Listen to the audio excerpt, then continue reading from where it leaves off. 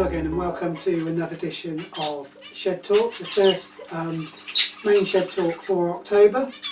I hope you enjoyed the last video, which was looking at pairing up pair 4 when I gave a number of options, a number of hen options for the cockbird, and offered you the opportunity to vote on which one. Thanks for those that have voted already.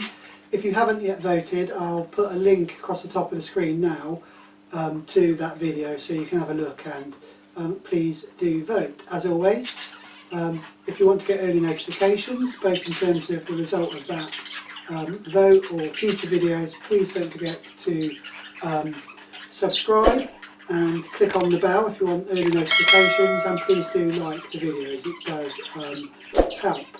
Well, October, as I think I said previously, is time for starting to pair up. So I'll just finish sweeping up here and then we'll get some birds out and have a look at them.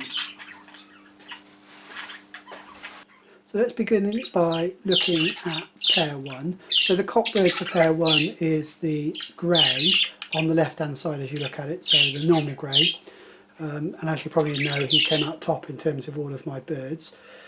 Recently, in both Cage and Aviary Birds, which is a weekly magazine for the fancy, or a weekly paper for the fancy here in the UK, there was a discussion about pairing cock to cock rather than pairing cock to hen, and then there was an online discussion recently, I think it was in one of the Exhibition Budgerigar forum online discussions, where this idea of pairing cock to cock was further explored. And what it actually means when we're talking about pairing cock to cock is we look for a cockbird that complements the cockbird you're looking to pair. So in this case, when I looked at my score sheet from the previous video, or a video a couple of videos ago, the cockbird on the right, who's actually it looks like they're pairing up in there anyway already, doesn't it?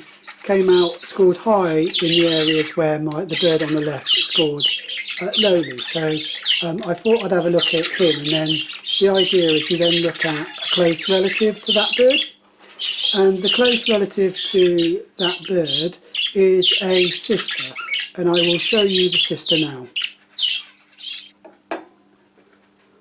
So there we go, this is the sister of the that light green cinnamon cock that we just saw a second ago. This is the one that doesn't hold itself particularly well, and has passed it on to 2 younger daughters of hers. However, given the qualities of the light green cinnamon cock, I'm going to give it a try. I'm going to see what happens if I decide to pair that grey into this yellow face normal grey. So that's my plan, to see whether cock to cock pairings work. So I'll just put the 2 greys together and then we'll have a look at them together. Here's the 2 of them together. I'll just see if I can get one of them to move over to the other perch.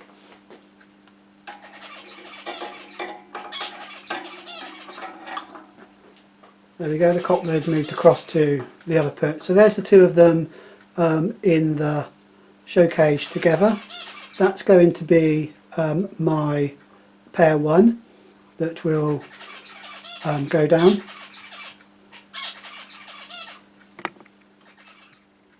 So having decided on a suitable hen for the cock, next thing to do was obviously to see how closely related they are. Clearly, from my point of view, I don't like them too closely related, but there is some benefits of them sharing genes. You'll often hear people talk about saying this is such and such a star's bird, or this looks like the sort of bird that this breeder would breed, and something about those champion studs where the gene pool is such that all the birds look very similar, so they're all sharing very similar genes. And I suppose that's what we're all trying to eventually get to, is to get a style of bird, and for me it's a style of bird of the cockbird on the right that we can see, that he's showing himself very well again there. So I wanted to see how closely related these 2 birds were, so not too close, but as I say, close enough, or sharing enough genes so that I'm not going to be fully diluting the overall gene stock, and the idea is you're trying to collect all the good genes onto a single bird and remove all of the traits that you don't want. Clearly not always possible. So in terms of these two birds, so any offspring that they produce would have a breeding coefficient, and that basically suggests how close the two parent birds are related. So it's a breeding coefficient of 6.25. Now I don't like to go any higher than about 12.5, because I think any higher than that tends to be a little bit too close.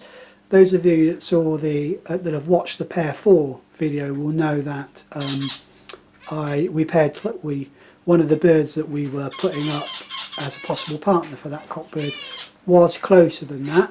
So you can go closer, but clearly if you do go closer, you're then going to want to pair the offspring out a bit more, so pair them further apart so that you're not constantly pairing too closely. And there's some indication that may affect fertility. Although I was listening to a canary breeder who just pairs up a champion canary, Gloucester canary breeder, who just pairs up based on how they look, so on their appearance and whether they just complement each other. And his view is that providing you don't pair a poor fertility cockbird to a poor fertility hen bird, so you pair based on fertility, you're never going to reduce it no matter how close you get. So that was his view, and he's produced very good results from that. So anyway, that's pair 1. We'll get those in the breeding cage and we'll see how they go.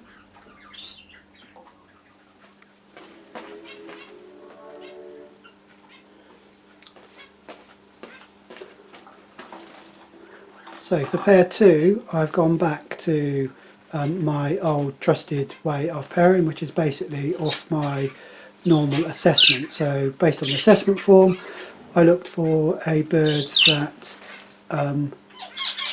scored higher in some features than the cockbird. Unfortunately the hen's now jumped in front of the cockbird, so we can't see him. So the grey-green is the cock and the opaline is the hen. I'll just see if I can get her to move to the other perch. She did, and then decides to go back again. Go on.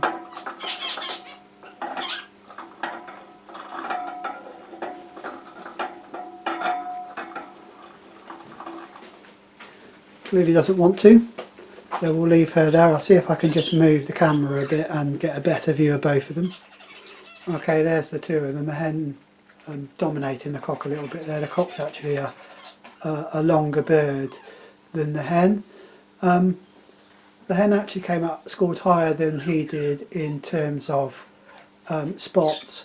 They both got a reasonable style. The cockbird was the second best from my point of view, and has a nice long deep mask. The hen's got a really nice style about her. Leans forward just a little bit on the perch, but actually got a very nice straight back. So this would be my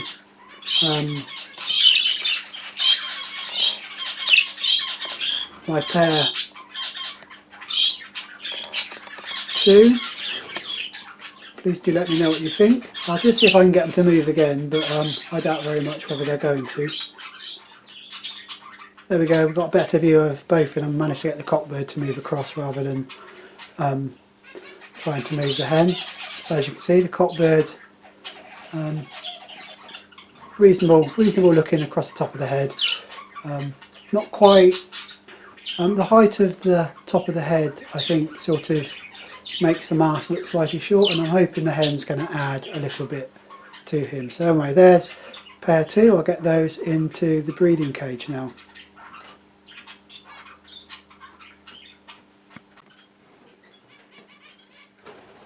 So here's my pair 3. So the cockbird is a 2018 rung cinnamon light green. Came out reasonably high in the initial rundown. said he lacked a bit over the top of the head, or he's not really showing that too much now. Did breed last year, and did reasonably well in the breeding cage, so a proven breeder, but now probably getting towards the end of his breeding for me as a 2018 bird. The hen is a this year's bird, so very early bred 2020 hen. We said that she lacked a little bit of style when we looked at her, leant forward a little bit, although she's presenting reasonably well now. I think she adds a little bit more across the back of the head to the cockbird, although once again now she's sat like that, perhaps not.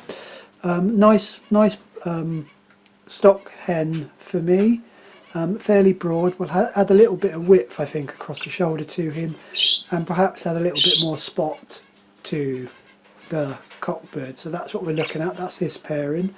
As I said, I think in the previous video, the hen does have a very nice broad face. In terms of their inbreeding coefficient, it is about as high as I would like normally to go, which is 12.5. Although most of that is because the hen's quite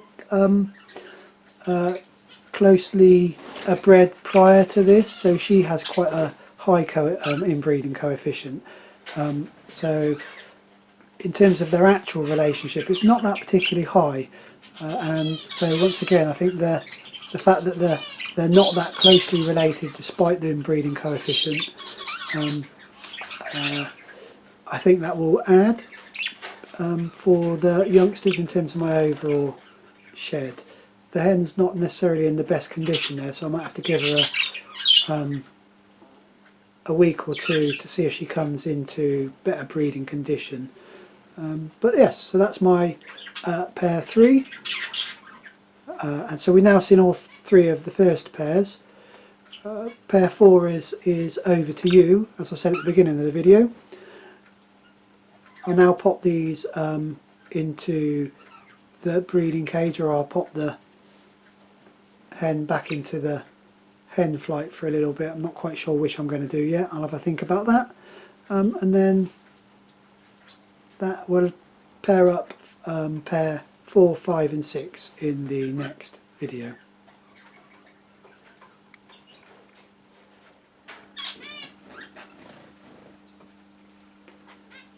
Well, I did put pair 3 straight into the breeding cage rather than leave them.